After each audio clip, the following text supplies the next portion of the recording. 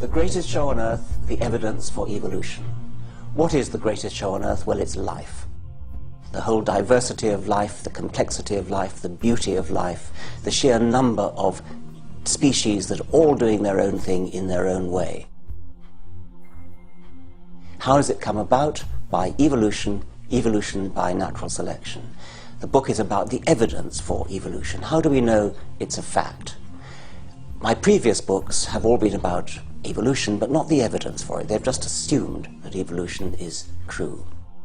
Why is this book necessary? It's necessary because, for example, in the United States, some 40% of the population doesn't believe in evolution, believes that the world was created within the last 10,000 years.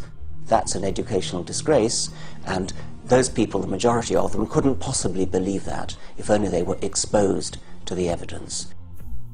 The purpose of my book, The Greatest Show on Earth, is to expose people to the evidence. We go through the sort of evidence that Darwin knew about from domestication.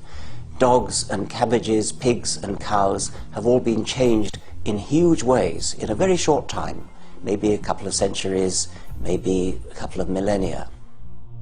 If that much change can be achieved in a couple of centuries or millennia, just think what could be achieved in 10 million years or 100 million years. That's the sort of timescale we have to play with in real evolution. How do we know that? We know it from radioactive dating and other kinds of dating systems. The book has a chapter on how we know how old fossils are.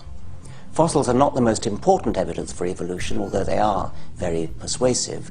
There's even more persuasive evidence from molecular comparisons of modern animals, from the geographical distribution of modern animals. The animals are just where you'd expect them to be if evolution had happened. Their relationships of the molecules, the genetic molecules in them, are exactly what you'd expect if evolution were true.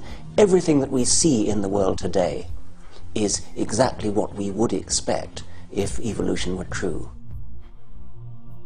The book uses the metaphor of a detective coming on the scene of a crime after it's happened. He can't see the crime, but he knows from looking at all the clues that remain that so-and-so did it. It's like that with scientists and evolution. We can't see evolution happening because we don't live long enough.